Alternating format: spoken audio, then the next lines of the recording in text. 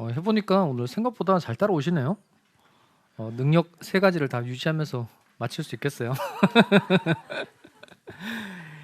자, 이제 어디 할 거냐면 이런 책으로 기본서 132페이지입니다. 132페이지.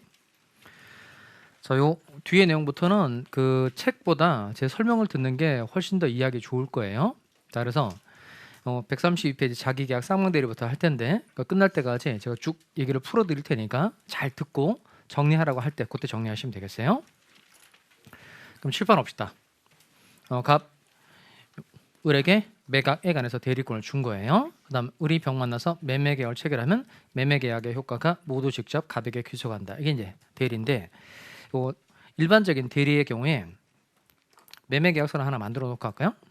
건물 매매계약서 이렇게 종이 하나 있고 그다음 이제 매매 대금에 관한 내용을 적죠. 그다음에 특약사항 적고 맨 끝에 매도인 그다음 갑 그다음 을이 대리인이라는 표시를 해줘야 되죠. 따라서 갑의 대리인 을 요게 이제 현명하는 겁니다. 그러니까 을이 자기가 갑의 대리인이라는 걸 밝혀주는 걸 현명한다고 말하고 그다음 맨 끝에 매수인 병 요게 이제 일반적인 대리의 모습이에요. 자, 그런데 자기계약이라는 건 뭐냐면 요 을이 적당한 상대방을 물색해야 됨에도 불구하고 을이 자기가 직접 계약의 상대방이 되는 걸 이걸 자기계약이라고 그래요. 그러면 자기계약은 계약서가 어떻게 돼 있을까요? 먼저 매도인 갑, 그다음에 갑의 대리인 을, 그다음에 어떻게 돼 있을까요? 매수인 을. 이게 자기계약인 거예요. 그러면 만약에 자기계약을 할 수 있도록 만들어주면 이게 1억짜리 건물임에도 불구하고 요 을이 자기가 상대방에 대해서 8천만 원의 계약을 체결해버리면 본인 값이 손해 날 수 있어요, 없어요? 있죠. 그러니까 자기계약의 의미를 이해만 하면 자기계약은 원칙적으로 허용되어야 된다, 금지돼야 된다, 금지가 돼야 된다는 겁니다. 자, 그다음에 이번엔 갑이라는 사람은 을에게 건물 매각에 관해서 대리권을 줬고 병이라는 사람은 을에게 건물 매수에 관한 대리권을 준 거예요. 갑은 팔아달라고 부탁을 했고 을은 매수해달라는 부탁을 한 겁니다. 이렇게 양쪽 본인을 대리해서 자기 혼자 계약을 체결하는 게 이게 쌍방대리예요. 그럼 쌍방대리는 계약서 어떻게 돼 있을까요? 매도인 갑, 갑의 대리인 을, 매수인 병. 그 밑에 어떻게 돼 있을까요? 병의 대리인 을. 이게 쌍방대리가 되는 거예요. 그러면 쌍방대리를 할 수 있도록 만들어주면 요 을이 갑 또는 병의 이익을 해칠 가능성이 있어요, 없어요? 있죠. 요 갑에게 갑을 좀 유리하게 하기 위해서 시가보다 비싼 금액을 체결하게 되면 병이 손해를 볼 테고 병이라는 사람을 보호를 해주기 위해서 시가보다 싼 금액으로 계약을 해버리면 갑이 손해를 보게 된다는 겁니다. 그러면 당연히 자기 계약의 뜻, 쌍방대리 뜻 이것만 이해하면 이건 원칙적으로 허용돼야 된다, 금지돼야 된다는 겁니다. 자, 그러면 거기다 써볼게요. 교환에다 씁시다. 교환 10페이지 상단에다가 쓰라고 하는 것들을 쓰셔야 됩니다. 자기 계약과 쌍방대리는 원칙적으로 허용된다, 금지된다, 금지. 자, 그럼 요 위에다가 쓰면 돼요. 요 위에다가. 그럼 자기 계약과 쌍방대리가 금지되는 이유가 뭐냐면 본인의 이익을 해할 가능성이라고 쓸까요? 자기 계약과 쌍방대리가 금지되는 이유는 본인의 이익을 해할 가능성 때문에 금지가 되는 겁니다.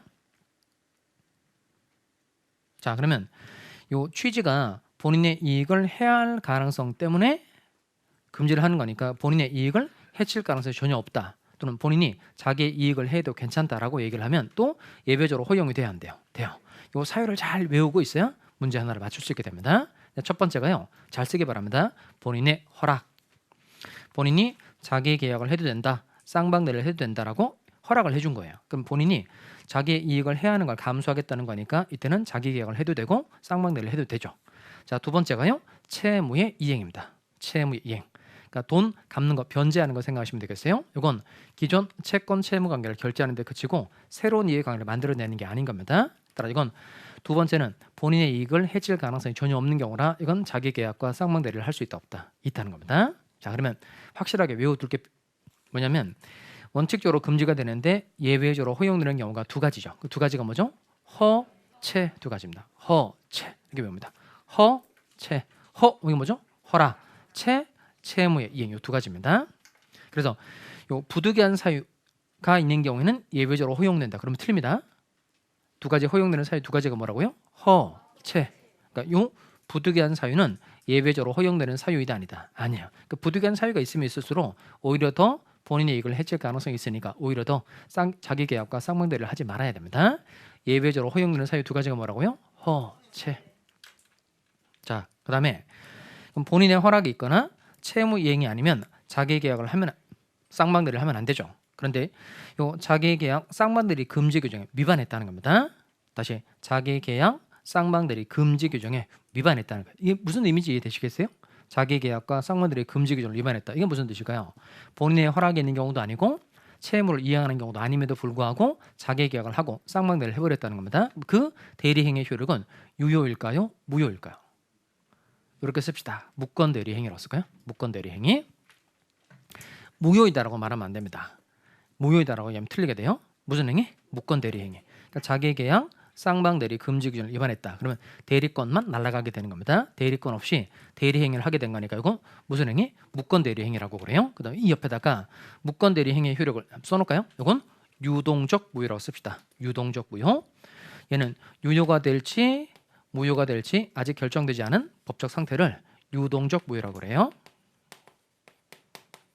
그래서 자기계약 쌍방대리 금지 규정에 위반한 경우에 대리행위는 무효이다. 얘기하면 틀리게 됩니다. 유동적 무효를 의미하는 무권대리행위가 된다라고 돼줘야 된다는 겁니다. 자, 그다음 공동대리 내용을 한번 해봅시다. 공동대리 내용. 자, 실판 볼까요? 자, 이번엔 갑이라는 사람이 A에게 건물 매각에 관해서 대리권을 준 겁니다. 또 갑이라는 사람이 B에게도 건물 매각에 관해서 대리권을 준 거예요. 그러면 갑의 이름 뭘까요? 대리권 준 사람이니까 갑은 본인, A하고 B는 대리인 이렇게 표현한다는 겁니다. 자, 그러면 먼저 대리인이 수인 여러 사람이 있다는 거예요. 그러면 대리인이 여러 사람이 있으면 각자 대리하는 게 원칙일까요? 공동으로 대리하는 게 원칙일까요? 아까 대리의 경우에 행위는 누가 하고 대리인이 하고 효과는 본인이 반대리죠. 그 다음에 대리의 경우에 이 건물을 1억 원에 팔 거냐 2억 원에 팔 거냐 이건 본인이 결정하는 거예요? 대리인이 결정하는 거예요? 다시 행위는 누가 하고 대리인이 하고 효과는 본인이 받는다. 다시 행위는 누가 하고 대리인이 하고 효과는 본인이 받는다. 그러면 이 건물을 1억 원에 팔 건지 2억 원에 팔 건지를 결정하는 사람은 본인이다 대리인이다. 말하기 싫은 거예요 이제? 대리인이죠. 대리인. 아까 행위는 누가 하고 대리인. 그러니까 이 건물을 1억 원에 팔 건지 2억 원에 팔 건지를 결정하는 사람은 대리인이라는 거야. 그럼 다시 대리 처음으로 가야 되겠네요. 이거 왜냐면 그 행위를 할 때 효과 의사 결정하고 이를 외부에 표시하는 게 의사 표시잖아요. 그러니까 이 건물을 1억 원에 팔 건지 2억 원에 팔 건지를 결정하는 사람은 대리인이에요. 대리인. 근데 본인이 얼마에 팔 건지 의사 결정을 하고 난 다음에 다른 사람이 시킬 수도 있죠. 그때는 대리인이라고 말하지 않아요. 그때는 사자라 그래. 심부름꾼. 그래서 이 1억 원에 팔 건지 2억 원에 팔 건지를 결정하는 사람이 대리의 경우는 누구다? 대리인이라는 겁니다. 본인이 의사결정을 하고 다른 사람을 시키면 그때는 혹은 대리인이라고 말하지 않고 사자가 되는 겁니다.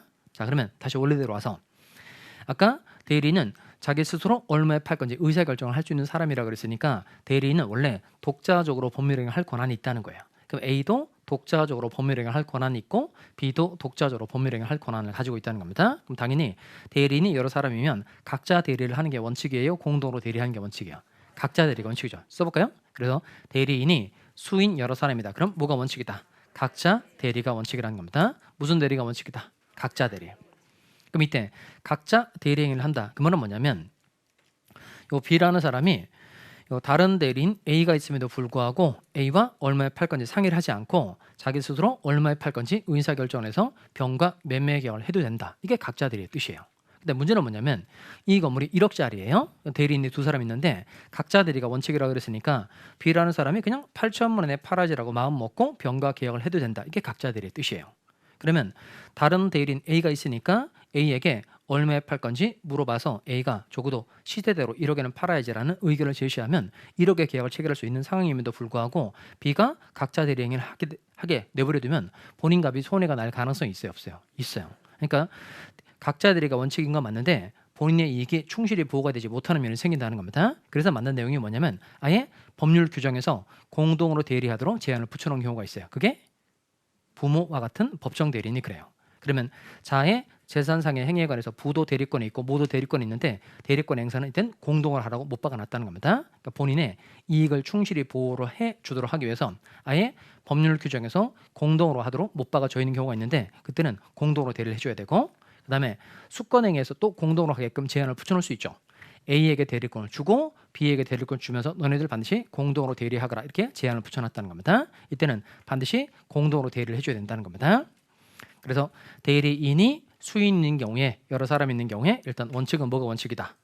각자 대리가 원칙이다. 그런데 본인의 이익 보호를 위해서 공동으로 하게끔 제한이 붙어 있는 경우도 있다 없다? 있다는 겁니다. 자, 이때 공동으로 대리하게끔 제한이 붙어 있는 경우는 공동으로 대리를 해야 되는데 아까 능동 대리, 수동 대리 있다 그랬죠. 그 능동 대리는 뭐죠? 누가 누구한테 의사 표시하는 거죠?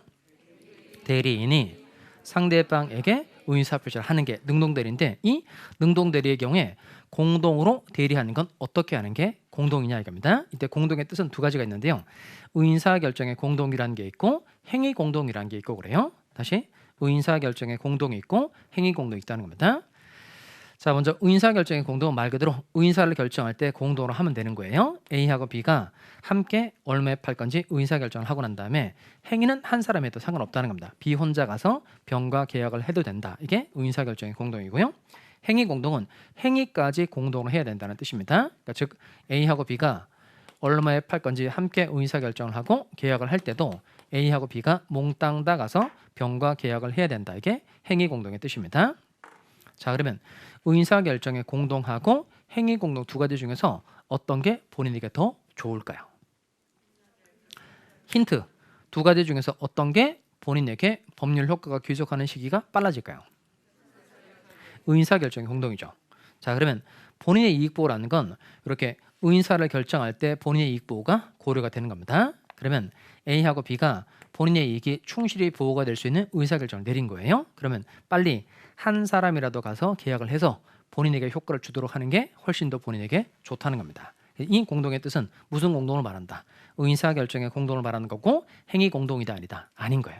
그럼 시험에 공동대리에 제한이 붙어있을 때 이 말이 반드시 들어가야 되죠. 뭐에 관해서만 공동으로 하면 돼요.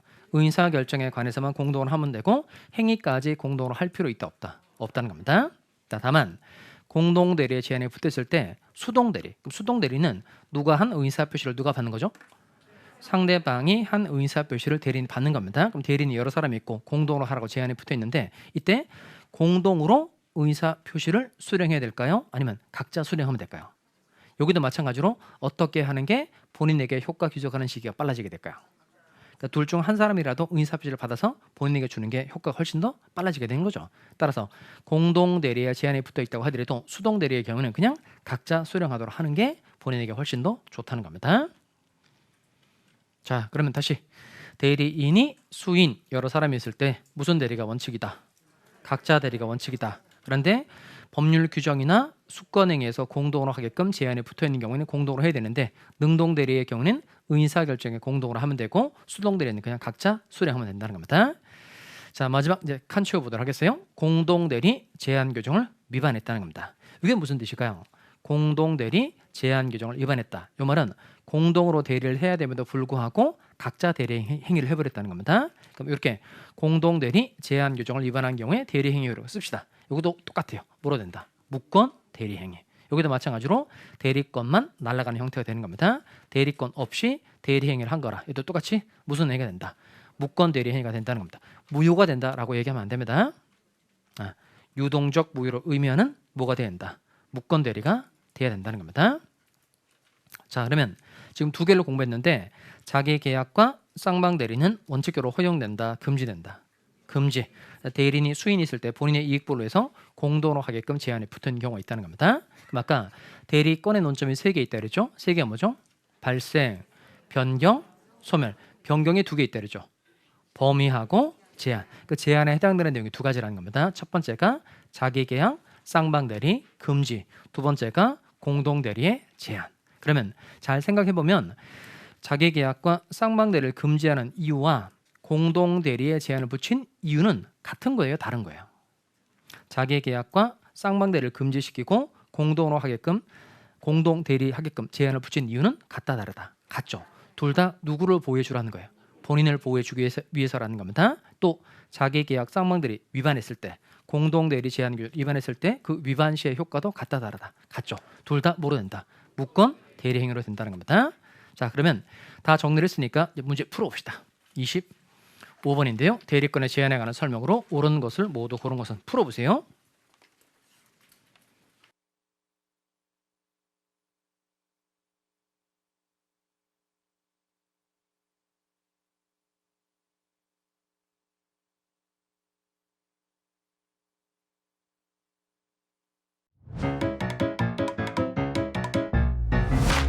에듀윌 유료 회원만의 특별한 서비스.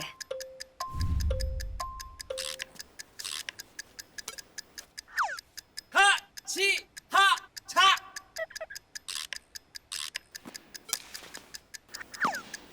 가치하차 정답! 같이하자 친구야 에듀윌 유료 회원!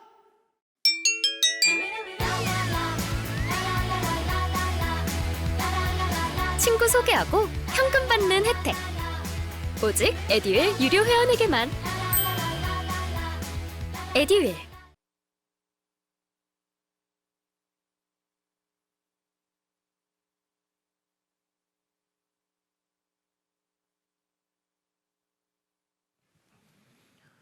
옳은 거 고르는 거예요.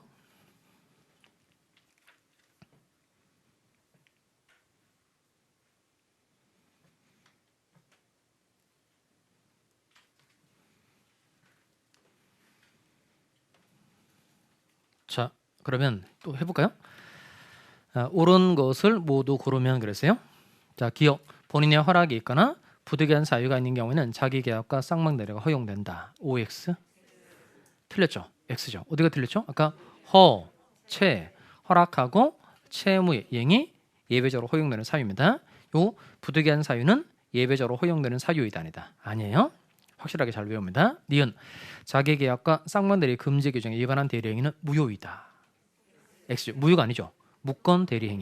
유동적 무효를 의미하는 무건 대리행위가 되어야 된다는 겁니다. 디귿번 대리인이 수인인 경우 각자 본인을 대리하여야 하며 끊고 O의 X예요. 이게 맞죠. 그런데 이에는 예외가 없다. 예외 있죠. 법률 규정이나 수권행위에서 공동으로 하게끔 제한에 붙어있는 경우는 공동으로 대리를 해야 되니까 예외가 있다는 겁니다. 리을 공동대리에 제한이 있는 경우 의사결정만 공동으로 하면 되고 표시행위는 일부의 대리인이 하더라도 무방하다. 이건 의사표시를 하는 거니까 능동대리만 하는 겁니다. 이때 공동의 뜻은 무슨 공동이죠? 의사결정의 공동. 따라서 행위까지 공동으로 할 필요는 없는 거죠. 그 옳은 건 찾는 거니까 뭐 골라야 돼요? 리을 번. 자, 그러면 7번 봅시다. 아까 대리권의 논점 3개 있다고 그랬는데 발생, 변경, 소멸. 우리 지금 어디까지 공부한 거죠? 변경까지 한 거예요. 변경까지. 그 남은 거 뭐죠? 소멸. 자, 소멸은 여러분 책을 어디 보냐면 기본서 134페이지 갑시다. 기본서 134페이지. 자, 거기 134페이지 찾으셨어요? 자, 거기 대리권의 소멸이라고 해서 먼저 127조 조문이 있는데 한번 읽어보겠습니다. 대리권은 같이 읽어보겠어요. 시작. 대리권은 다음 각국의 어느 하나에 해당하는 사유가 있으면 소멸된다. 자, 1호가 뭐죠? 자, 본사 동그라미 할까요? 본사. 자, 본인이 사망했다는 겁니다. 본인이 죽었으니까 당연히 법률효과 본인 받을 수 없으니까 대리권이 소멸해야 되죠. 2호 읽어볼까요? 대리인의 사망, 성년후견의 개시, 파산입니다. 그러니까 대리인이 죽었다 그럼 당연히 대리권 소멸하죠.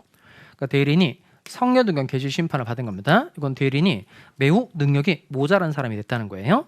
그러니까 즉 사무를 처리할 능력이 지속적으로 부족해서 이 사람이 법원으로부터 성년후견 심판을 받았다는 겁니다. 그러니까 능력이 매우 모자란 사람이 된 거니까 이런 사람이 대리행위를 하다 보면 본인에게 손해 끼칠 가능성이 명확하다는 겁니다. 그래서 아예 대리권을 없애버린 거고요. 파산도 마찬가지입니다. 그러니까 대리인이 자기의 채무가 너무 많아서 재산을 변제할 능력이 없는 겁니다. 그래서 법원으로부터 파산 통보를 받은 거예요. 그럼 이때 대리권이 없어지도록 만든 거예요. 여기는 또 대리권이 없어져야 돼요. 왜냐하면 요 대리인이 파산이 됐음에도 불구하고 대리권을 계속 가지고 있으면 본인의 재산을 막 팔아치워버려서 자기 채무 변제하는 데 써버리기 때문에 대리권을 아예 없애버린 겁니다. 대신 이해는 되는데 확실하게 외웁시다. 임의 대리권, 법정 대리권의 공통된 소멸 원인은 본사, 대사, 성파예요. 본사, 대사, 성파입니다. 본사는 뭐죠? 본인의 사망. 그다음 대사성파, 대리인의 사망, 성녀두견에 계시 파산. 이렇게 외워야 되는 이유가 있는데 요 성파 두 가지. 성녀두견에 계시와 파산은 누구한테만 나오는 대리권 소멸 사유예요. 대리인. 그러면 본인이 성녀두견 심판을 받아도 대리권 소멸한다, 소멸하지 않는다, 소멸하지 않죠. 그다음 요 본인이 파산에도 대리권 소멸한다, 소멸하지 않는다, 소멸하지 않아요. 그다음에 대리인이 한정후견 심판을 받은 거예요. 그러면 대리권 소멸한다, 소멸하지 않는다, 소멸하지 않아요. 그러니까 앞으로 이런 문제들 많이 배우게 될 텐데 일단 확실하게 잘 외우고 넘어갑시다. 임의 대리권, 법정 대리권의 공통된 소멸 원인은 본사, 대사, 성파이다. 요거 정리하면 이제 대리권의 논점은 끝난 겁니다. 아까 대리권의 논점이 발생, 변경, 소멸이라고 그랬죠. 그다음 대리 행위 관계 논점도 세 가지인데 대리 행위 관계 논점 세 가지가 뭐죠? 현명, 하자, 능력. 자, 그러면 대리 행위 관계, 의리병과 계약을 체결할 때 발생하는 문제들을 좀 해보도록 합시다. 자, 먼저 이런 책으로 어디 오냐면 138페이지 올까요? 138페이지. 자, 기본서 138페이지 찾으셨어요? 자, 거기를 펴놓고 제가 조문을 띄워드릴 테니까 조문을 좀 읽어봅시다. 이게 114조 내용인데요. 자, 칠판 옵시다. 자, 1항 한번 읽어볼까요? 1항 읽어봅시다. 시작. 대리인이 그 권한 내에서 본인을 위한 것임을 표시한 의사표시는 직접 본인에게 대하여 효력이 생긴다. 그럼 여기서 본인을 위한 것임을 표시하는 걸 현명한다고 말합니다. 먼저 대리인이 그 권한 내에서 대리권이 있어야 돼요. 그 다음 대리권의 범위 내에서 대리행을 해야 되고 그 다음 자기가 대리인이라는 걸 밝혀줘야 한다는 겁니다. 그 다음 2항 읽어볼까요? 전항의 규정 읽어보겠어요. 시작. 전항의 규정은 자, 그건 잘 보면 요 제3자는 상대방을 말하는 겁니다. 대리인에 대한 상대방의 의사표시. 이건 능동대리 말하는 거예요? 수동대리 말하는 거예요? 대리인에 대한 상대방의 의사표시니까 상대방이 한 의사표시를 대리인이 받는 거죠. 그건 수동대리 말하는 거예요. 수동대리. 자, 그래서 능동대리 중심으로 법전에 규정이 되어 있고 수동대리는 필요한 경우 준형 끌어다 쓰고 있다는 겁니다. 자, 그러면 그 책 오른쪽에 보시면 자, 책 오른쪽에 보면 현명과 같은 의미라고 되어 있는 거 찾으셨어요? 상단. 그거 참고라고 되어 있는데 그 참고가 아니고 얘는 암기예요, 암기. 자, 그것도 제가 칠판에 띄워놓을 테니까 잘 따라옵니다. 먼저 현명한다는 건 첫 번째 본인의 이름으로 법률행위를 한다. 이거 똑같은 말입니다. 현명한다는 건 아까 누가 누구한테 뭘 밝히는 거라 그러죠? 누가 누구에게? 대리인이 상대방에게 자신이 본인의 대리님을 밝히는 게 현명한다는 겁니다. 이걸 본인의 이름으로 법률행위를 한다. 이렇게도 말합니다. 또 이걸 본인을 위한 것임을 표시한다. 이렇게 말합니다. 위한 동그라미 할까요? 본인을 위한 것임을 위한. 자, 그러면 이때 본인을 위한다는 건 본인에게 이익을 주겠다는 뜻이다? 아니다. 본인을 위한 것임을 표시한다. 그 말은 본인에게 이익을 주겠다는 뜻이다? 아니다? 아니에요. 그러니까 위안에다가 이익 X 이렇게 잘 표시할까요? 이익 X. 그건 본인에게 그 이익을 주겠다는 뜻이 아니에요. 보통 국어적으로 누구누구를 위해서 그 말은 그 사람에게 이익이 되도록 하기 위해서 그런 뜻이 맞죠. 근데 이 대리에서 본인을 위한다는 건 그런 뜻이 아니라는 겁니다. 이건 본인에게 이익을 주겠다는 뜻이 아니고 본인에게 뭘 주겠다는 뜻일까요? 내자. 이거예요. 자, 본인에게 뭘 주겠다? 법률 효과. 본인에게 법률 효과를 귀속시키겠다는 의사를 표시하는 걸 말하는 겁니다. 이걸 대리적 효과 의사를 표시한다 또는 대리 의사를 표시한다 이렇게 말합니다. 자, 이 여기에 나와 있는 말들이 다 뭘 말하는 거죠? 현명한다는 겁니다. 그럼 천천히 읽어보겠어요? 자, 칠판 와서 읽어봅시다. 첫 번째, 현명한다라는 건 누가 누구의 이름으로 법률행위를 하는 거예요? 대리인이 누구의 이름으로?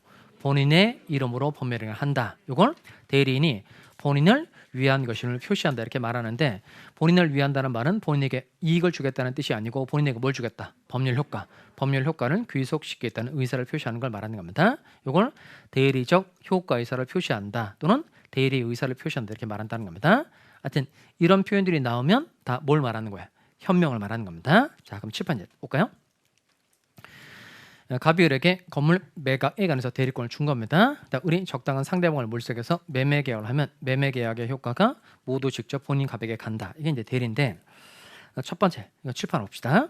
먼저 을은 병과 계약을 체결할 때 자기가 대리인이라는 걸 밝혀줘야 되죠. 이걸 두 자로 말하면 뭐죠? 현명.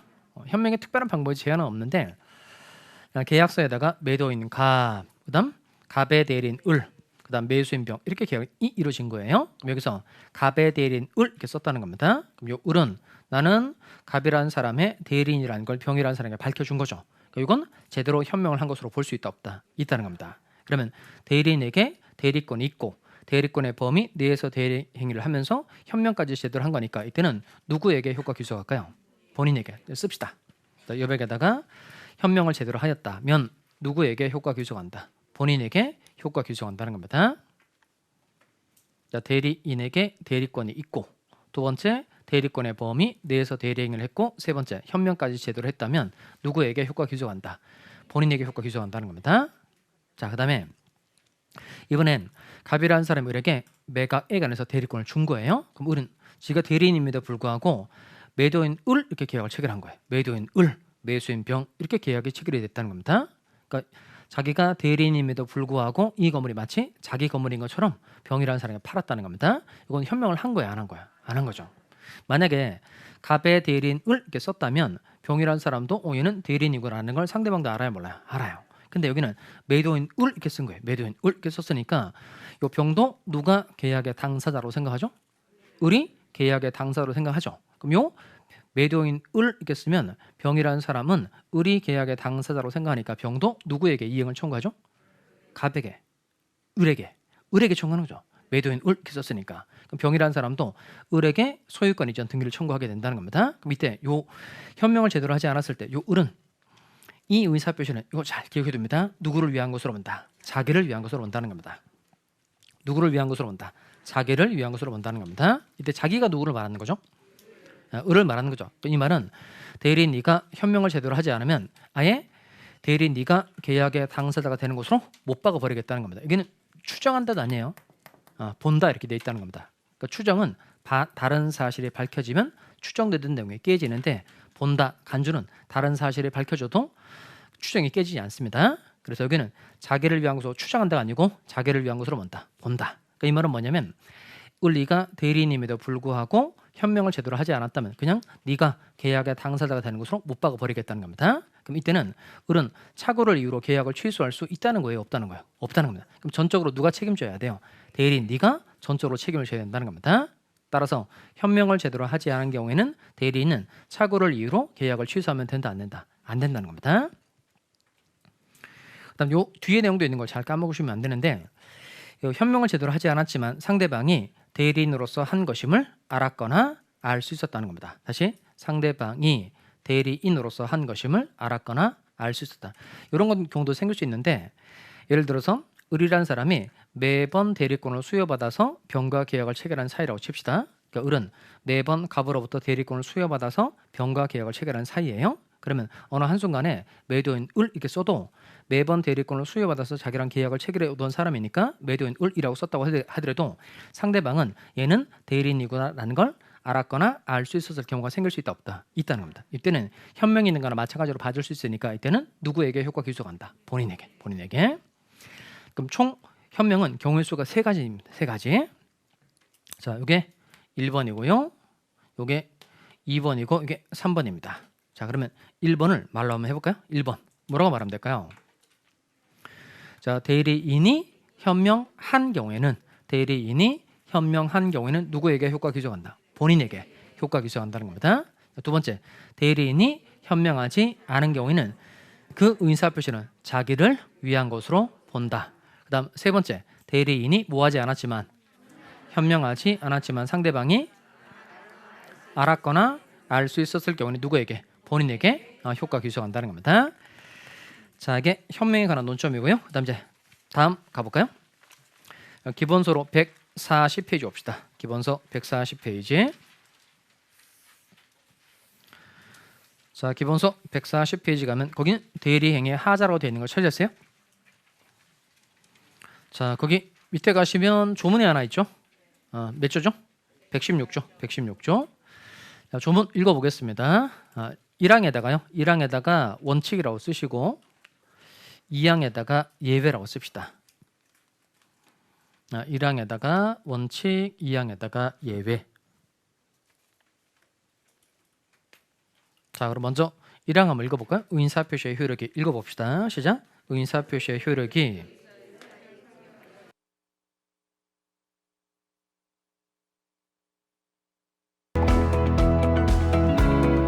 에듀윌 유료회원으로 가입을 했더니 친구 추천 이벤트가 있더라고요. 그래서 주변에 아는 사람들한테 추천을 다 해줬어요. 근데 친구들이 결제할 때마다 10만 원씩 받았거든요. 그래서 한 지금까지 받은 게 200만 원 가까이 되는 것 같아요.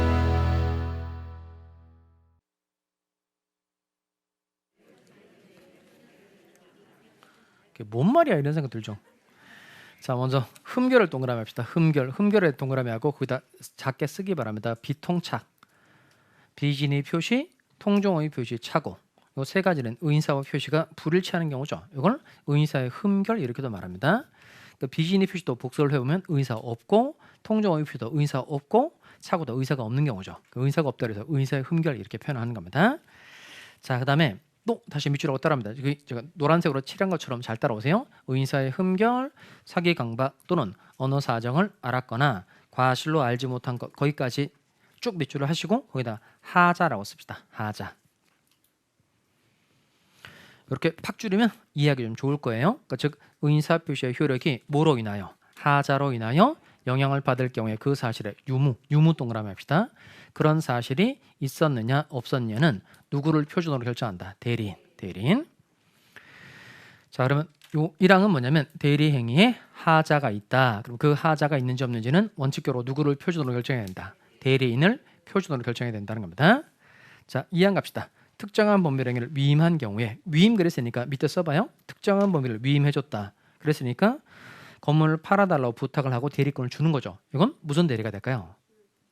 임의 대리가 되는 거죠. 임의 대리. 그러니까 임의 대리의 경우에 그 말입니다. 그러니까 대리인이 본인의 뭐에 조차, 지시, 조차 그 말은 따라입니다. 본인의 지시에 따라 그 행위를 한 때에는 본인 동그라미. 그러니까 본인은 자기가 안 사정 또는 과실로 알지 못한 사정에 관하여 대리인의 부지를 주장하지 못한다. 대리인이 몰랐다 이런 주장할 수 없다는 겁니다. 그럼 좀 전에 대리인은 독자적으로 법률행위를 할 권한이 원래 있죠. 따라서 대리인은 독자적으로 법률행위를 할 권한을 가지고 있는데 이 항은 뭐냐면 대리인이 본인의 뭐에 따라? 지시에 따라서 법률행위를 했다는 겁니다. 그럼 이건 말은 대리인이긴 하지만 실제는 심부름권, 사자하고 똑같다는 거예요. 그러니까 본인의 지시에 따른 경우가 이때 실제 행위의 주인공은 본인이 되는 겁니다. 그래서 이 항은 대리인이 본인의 지시에 따른 경우에는 이 대리인은 사자에 불과하고 진짜 주인공은 본인이니까 본인을 표준으로 하자 유무를 결정한다는 겁니다. 자, 이것도 제가 사례 가지고 설명을 드릴 테니까 다시 칠판 이제 와볼까요? 자, 먼저 이건 앞에 사실관계를 잘 들으셔야 됩니다. 그럼 칠판에 와서 자, 먼저 갑이라는 사람이 을에게 건물 매각에 관해서 대리권을 준 거예요. 자, 그러면 갑의 이름 뭘까요? 대리권 준 사람은 본인. 이거 을은 뭐가 되죠? 대리인. 자, 그다음에 요 을이 병을 만나서 매매 계약을 체결한 겁니다. 그럼 대리인과 계약을 체결한 요 병의 이름 뭐죠? 그러니까 상대방. 자, 잘 따라옵시다. 이렇게. 자, 이번엔 병이 을에게 사기 또는 강박을 한 거예요. 다시 누가 누구에게? 병이 을에게. 그럼 사람 이름을 해볼까요? 누가 누구에게? 상대방이 대리인에게 사기 또는 강박을 했다는 겁니다. 그럼 먼저 사기 강박을 당한 사람 누구예요? 갑하고 을 중에 사기 강박 당한 사람은 을이죠. 자, 그럼 이 매매 계약을 취소할 수 있는 사람은 갑이다, 을이다. 다시 병의 사기 강박을 병이 을에게 사기 강박을 한 거니까 병의 사기 강박을 이유로 을이 병과 체결한 이 매매 계약을 취소할 수 있는 사람은 갑이다, 을이다. 갑이죠. 갑. 왜 갑일까요? 아까 맞아, 이게 생각이 나야 돼. 아까 행위는 누가 하고 대리인이 하고 효과는 본인이 반대리죠. 그러니까 요 매매 계약의 효과, 그다음 사기 강박으로 인한 효과 이게 취소권이죠. 취소권 다 누구한테 가는 거예요? 다 본인한테. 그러니까 계약의 효과는 다 본인한테 가는 거니까 취소권도 누구한테 가는 거예요? 본인 갑에게 가는 거니까 병의 사기 또는 강박을 이유로 이 계약을 취소할 수 있는 사람은 당연히 갑이다, 을이다. 갑. 자, 근데 문제는 뭐냐면 이게 요 사기 또는 강박을 이유로 계약을 취소할 수 있는 사람은 갑이에요. 근데 문제는 뭐냐면 이 취소를 하려면 그 전제로 사기 강박을 당한 사실 자체가 있어야 돼요? 없어도 돼요? 있어야 되죠. 그럼 그런 사기 또는 강박을 당한 사실이 있었느냐 없었느냐는 본인을 표준으로 결정한다, 대리인을 표준으로 결정한다. 대리인을 표준으로 결정해야 되죠. 왜 대리인을 표준으로 결정해야 될까요? 그렇죠. 대리인이 법률 행위를 하는 사람이니까. 그러니까 즉 대리인이 법률 행위를 하는 사람이니까 대리행위에 하자를 않는 게 법률 행위를 할 때 대리행위를 할 때 하자가 생기기 마련이고 대리의 경우에 법률 행위를 하는 사람은 당연히 누구예요? 대리인이니까 대리행위에 하자가 있는지 없는지는 당연히 원칙적으로 누구를 기준으로 결정해야 된다. 대리인. 결국 팍 줄이면 누가 사기 감옥을 당해야만 대리인이 사기 감옥을 당해야만 본인이 취소할 수 있다는 겁니다. 이건 공식처럼 반드시 외웁니다. 다시 천천히 읽어보겠어요? 누가 사기 감옥을 당해야만 대리인이 사기 감옥을 당해야만 본인이 취소할 수 있다. 한 번 더 다시 누가 대리인이 사기 강박을 당해야만 본인이 취소할 수 있다. 그러면 요 대리인이 사기 강박을 당한 바가 없으면 본인은 취소할 수 있다 없다? 없다는 겁니다. 또 대리인이 사기 강박을 당했다고 해서 대리인이 취소할 수 있는 게 아니에요. 누가 취소하는 거죠? 본인. 자, 이런 걸 처리하려면 이 한 줄을 정확하게 잘 기억하셔야 됩니다. 다시 누가 대리인이 사기 강박을 당해야만 본인이 취소할 수 있다는 겁니다. 자, 이건 누가 누구에게 사기 강박을 한 거죠? 사람 이름으로. 상대방이 대리인에게 사기 강박을 한 경우에 대리인이 사기 강박을 당해야만 본인이 취소할 수 있다는 겁니다. 자, 그다음에 그럼 이렇게 사기 강박과 같이 대리 행위에 뭐가 있다? 하자가 있다는 겁니다. 교환 잘 채우기 바랍니다. 자, 먼저 대리 행위에 하자가 있는지 없는지, 하자가 있는지 없는지 유무. 이건 원칙적으로 누구를 표준으로 결정한다? 대리인이죠. 왜냐하면 대리인이 법률 행위를 하는 사람이니까 대리인을 표준으로 하자 유무를 결정해야 된다는 겁니다. 자, 그런데 예외적으로 본인을 표준으로 하자 유무를 결정하는 경우도 있다 없다? 있다는 겁니다. 이때 아까 반드시 등장하는 표현이 있다 그랬죠. 뭐죠? 이거 대리인이 본인의 뭐에 조차 지시에 조차 대리인이 본인의 지시에 따라 법률 행위를 하였을 때는 본인을 표준으로 하자 유무를 결정한다는 겁니다. 자, 그다음 이제 문제 풀이 하다 보면 실수하지 않아야 될 게 있는데 대리 행위에 하자가 있는 건 맞는데 위에 건 하자가 있는지 없는지에 관한 판단이고요. 요 밑에 건 효과. 그러니까 대리 행위에 하자가 있다고 하더라도 그 효과는 다 누구한테 기소하는 거죠? 이건 예외 없죠. 다 본인에게 효과 기소하는 겁니다. 틀리면 안 됩니다. 대리 행위의 하자의 유무를 물어보는 지문인지 효과를 물어보는 지문인지 잘 구별해 두시기 바랍니다. 어쨌든 가장 중요한 건 요거예요. 시험에 대리 행위 하자에서는 항상 사기 감옥 사례가 나옵니다. 이거 까먹으면 안 돼요. 다시 누가 누구한테 뭐 해야 돼요? 대리인이 사기 감옥을 당해야만 본인이 취소할 수 있다. 한 번 더 대리인이 사기 감옥을 당해야만 본인이 취소할 수 있다는 겁니다. 자, 그다음 다른 예를 한번 해볼까요? 자, 이번엔 자, 그림을 잘 봅시다. 대리인이 상대방에게 사기 또는 강박을 했어요. 좀 전에 건 상대방이 대리인에게 사기 또는 강박을 한 겁니다. 그럼 대리인이 사기 또는 강박 당했으니까 본인 값에 취소할 수 있는 거고, 그러니까 지금은 이 사람 이름으로 해볼까요? 누가 누구한테 뭐 한 거죠? 대리인이 상대방에게 사기 강박을 했다는 겁니다. 이때 사기 강박을 이유로 이 계약을 취소하려고 하는 사람은 당연히 누구예요? 상대방, 병이죠. 그럼 병은 언제 취소할 수 있을까요? 언제나입니다. 언제나. 요 대리인은 요 지금 요 병의 입장에서 봤을 때 요 사람은 의리한 계약의 효과가 모두 직접 가비에 귀속하니까 얘는 제3자의 사기 강박 형태에서 말하는 제3자에 해당되지가 않습니다. 대리는. 자, 그래서 이건 요 상대방은 언제 취소할 수 있다. 잘 쓸까요? 언제나. 언제나 그 말은 본인이 그 사실을 알았든 몰랐든 언제나 취소할 수 있다는 겁니다. 대리인은 아까 봤던 110조 2항 제3자의 사기 감옥 형태에서 말하는 제3자가 아닌 거예요. 결국 갑이 병이라는 사람에게 사기 또는 강박한 경우가 똑같다는 겁니다. 얘도 공식처럼 잘 외워둡니다. 대리인이 상대방에게 사기 또는 강박을 했을 때 상대방은 언제 취소할 수 있다. 언제나. 그다음 사강 취선이라고 그랬죠. 밑에 취소할 수 있는 건 맞는데 본인이 이 사실을 알고 있어요. 악이었다는 겁니다. 그럼 악의 본인에게는 대항할 수 있다 없다. 있죠. 본인이 선이에요. 그럼 선의의 본인에게는 취소로서 대항할 수 있다 없다. 있어요. 자, 이것도 잘 기억해 둡니다. 상대방은 언제 본인에게 대항할 수 있다. 언제나입니다. 우리가 사기 강박은 취소할 수 있고 취소로서 누구에게 대항하지 못한다. 선의의 제3자. 근데 제3자가 되려면 반드시 사기 또는 강박을 기초로 새로운 이해관계를 맺은 사람이어야 돼요. 새로운 이해관계. 그럼 이 본인 갑은 사기 또는 강박을 기초로 해서 얘는 새로운 이해관계를 맺은 사람이에요. 그 전부터 있었던 사람이에요. 그 전부터 있었던 사람이니까 얘는 제3자 자체에 해당하지 않는다는 겁니다.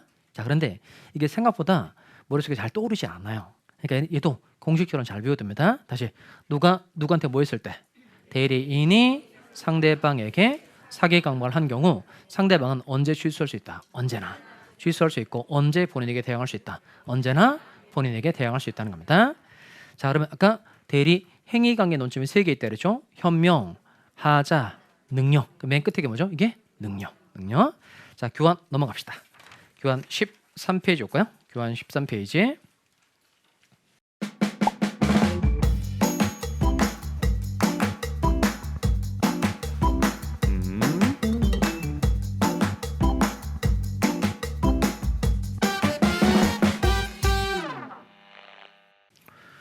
자, 거기는 설명드리면서 이제 잘 체크하기 바랍니다. 자, 먼저 내용은 똑같아요. 갑이 을에게 매각에 관해서 대리권을 줬고 우리 적당한 상대방을 물색해서 매매 계약을 체결하면 매매 계약의 효과가 모두 직접 본인 갑에게 귀속한다. 이게 대리였었어요. 자, 그러면 다시 요 갑하고 을 두 사람 중에 행위는 누가 하죠? 대리인. 효과는 누가 받죠? 본인. 다시 행위는 누가 하고 대리인이 하고 효과는 본인이 받는다. 제가 대리 설명서 얘기를 엄청 많이 하죠. 이 안에 대리의 중요한 내용들이 다 들어가 있어요. 행위는 누가 하고 대리인이 하고 효과는 본인이 받는다는 겁니다. 그럼 이때 이 대리인이 행위를 하는데 행위를 한다는 건 계약을 체결한다는 뜻이에요. 자, 그럼 하나씩 해봅시다. 먼저 첫 번째, 대리인 권리 능력 필요해요? 필요 없어요? 대리인 권리 능력 필요하다? 필요 없다? 필요하죠. 필요하죠. 왜냐하면 계약을 해야 되니까 살아 있어야 돼요? 귀신이어도 돼요? 당연히 살아 있어야 되죠. 그러니까 권리 능력이 살아 있어야 한다는 뜻이잖아요. 그러니까 대리인 당연히 권리 능력 필요하다? 필요 없다? 필요하다. 그러니까 대충 공부하면 안 됩니다. 자, 두 번째, 대리인 의사 능력 필요하다? 필요 없다? 필요하죠. 얘는 계약을 체결해야 되는 사람이니까 제정신이어야 된다. 마시 가도 된다. 제정신이어야 되죠. 제정신이어야 되죠. 그러니까 당연히 의사 능력 있어야 되죠. 근데 대리인 행위 능력 필요해요? 필요 없어요? 아까 대리인은 요 행위를 하지만 효과를 받아야 안 받아? 안 받아요. 효과는 다 본인한테 가는 거니까 반드시 성년자여야 한다. 미성년자여도 괜찮다. 미성년자여도 괜찮다는 겁니다. 그래서 맞는 조문이 117조예요. 대리인은 행위 능력자임을 요하지 아니한다. 다시 대리인은 행위 능력자임을 요하지 아니한다. 그럼 이 말은 요 갑이라는 사람이 을에게 매각에 관한 대리권을 주고 을이 미성년자인데 얘가 매매 계약을 해도 이 매매 계약의 효과는 완전 유효하다는 거예요. 그러니까 갑이라는 사람은 을이 미성년자라는 걸 이유로 을이 체결한 매매 계약을 취소할 수 있다 없다? 없다는 겁니다. 자, 그다음에 여기까지 하면 대리 행위 관계 논점까지 정리를 한 거예요. 아까 대리 행위 관계 논점 3가지가 뭐죠? 현명, 하자, 능력. 그러니까 대리인임을 밝히는 게 뭐죠? 현명, 하자가 대리행의 하자, 능력은 대리인의 능력. 자, 그다음 대리 효과 논점 3개 있다 그랬죠? 대리 효과 논점. 이건 첫 번째가 뭐죠? 법률행위의 효과. 이건 뭐냐면 을이 병 만나서 재산상의 법률행위를 했다는 겁니다. 이 재산상의 법률행위 대리가 되니까 법률행위 효과는 모두 직접 누구한테 귀속하는 거죠? 본인에게. 자, 두 번째, 불법행위하고 사실행위 이런 것들은 의사표시가 들어가 있다 안 들어가 있다? 안 들어가 있죠. 그러니까 이건 을이 병 만나서 매매 계약을 체결한 게 아니고 병을 확 두둑이 팬 거예요. 불법행위를 저질렀다는 겁니다. 그러면 손해배상은 당연히 누가 해야 돼요? 당연히 을이 자기가 손해배상 책임을 져야 되죠. 이건 본인에게 효과 귀속하면 안 되는 겁니다. 사실행위도 마찬가지. 사실행위도 의사표시가 들어가 있지 않은 거니까 이건 대리가 되지 않아요. 세 번째가 본인의 능력. 본인 아까 본인은 법률행위 한다 안 한다? 안 한다 그랬죠. 그러니까 법률행위를 하지 않는데 무우선 받는다. 법률 효과 받는다는 겁니다. 자, 그럼 연결을 해볼까요? 첫 번째, 법률행위는 대리가 되니까 법률행위 효과는 모두 직접 누구한테 귀속한다? 본인. 그다음 두 번째, 불법행위하고 사실행위는 대리가 안 되는 거죠. 그럼 이 불법행위의 효과, 사실행위의 효과는 그냥 누구한테 귀속하는 거예요? 이건 대리인에게 귀속하는 겁니다. 그다음 본인의 능력은 여러분 처리해 봅시다. 자, 잘 보고 따라오세요. 첫 번째, 본인은 권리 능력 필요해요? 필요 없어요? 법률 효과를 받기 위해서 본인은 권리 능력 필요하다? 필요 없다? 당연히 살아 있어야 되죠. 권리 능력 필요하다는 겁니다. 자, 두 번째, 본인 의사 능력 필요해요? 필요 없어요? 그 식물인간 같은 사람 생각해 보시면 돼요. 식물인간 같은 사람 이제 일단 살아는 있죠. 그래 뇌가 죽었으니까 의사 능력이 없는 사람인데 이런 사람들도 얼마든지 권리를 취득할 수 있어요, 없어요? 있어요.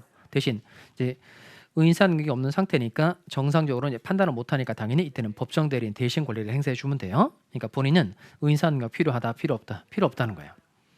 그다음에 이 법률 효과를 받기 위해서 본인 행위 능력 필요해요, 필요 없어요?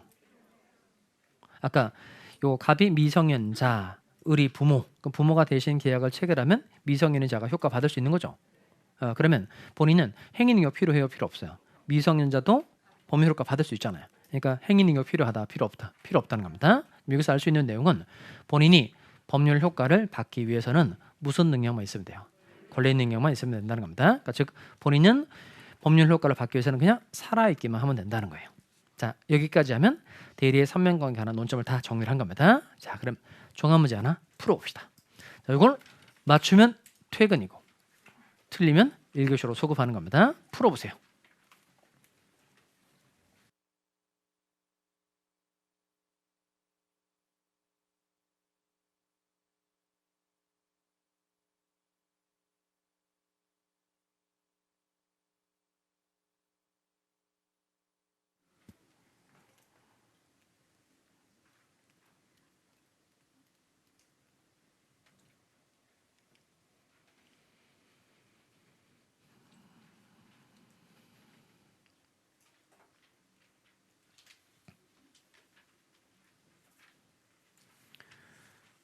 자, 푸셨어요? 자, 다시 대리의 삼면관계 한 번 더 정리하고 갑시다.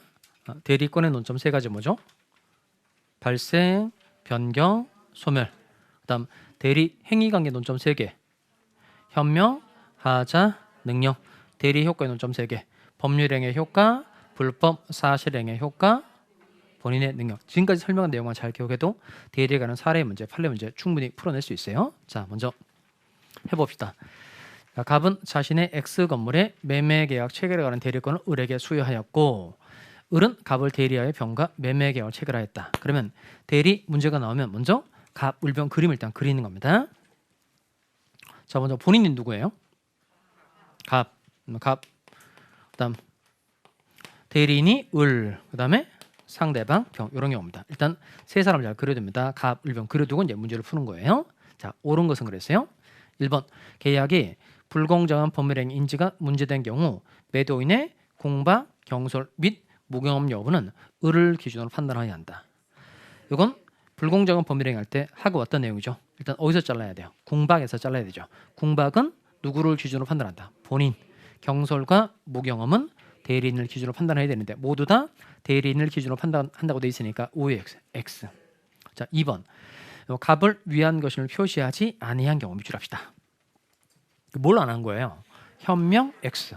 그러면 현명하지 않으면 그 의사표시는 누구를 위한 것으로 본다? 자기를 위한 것으로 본다. 그런데 현명하지는 않았지만 상대방이 대리인으로서 한 것임을 알았거나 알 수 있었을 경우에는 누구에게 효과 기소하죠?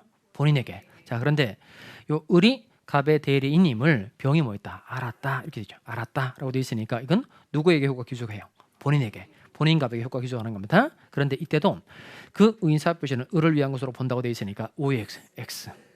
자, 3번 을이 미성년자. 그러니까 대리인이 미성년자. 아까 대리인은 행위능력 필요하다, 필요 없다. 필요 없다 그랬죠. 그러니까 을이 미성년자이어도 이 매매 계약은 완전 유효하다는 겁니다.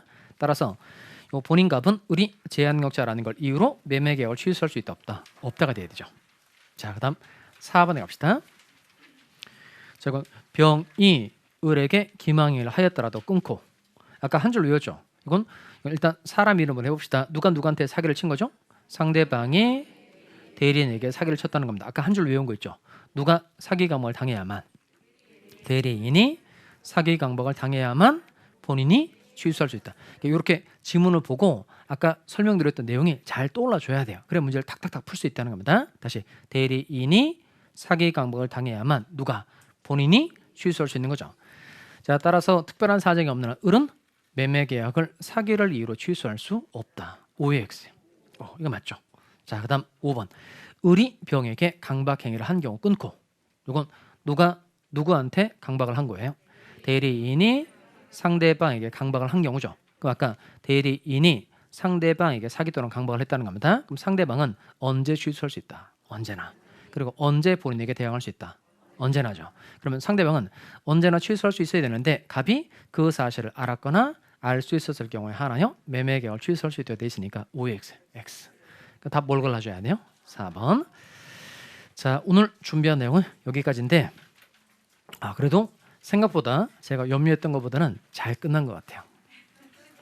그리고 대리 첫 번째 소개하면서 이렇게 많은 사람들이 살아남은 적은 별로 없었단 말이에요.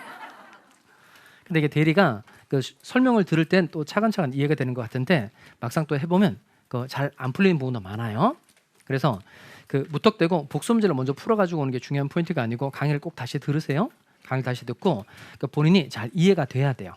그리고 제가 중요하게 생각되는 걸 교환 내용을 잘 정리를 하고 난 다음에 교환 내용을 많이 훑어보세요. 그러니까 문제 푸는 게 중요한 게 아니고 교환 내용을 많이 훑어봐서 그 내용을 머릿속에 여러분이 많이 기억하는 겁니다. 그리고 난 다음에 복수 문제 풀어가지고 오는 거예요. 자, 다음 주에 또 뵙도록 하겠습니다. 수고했습니다.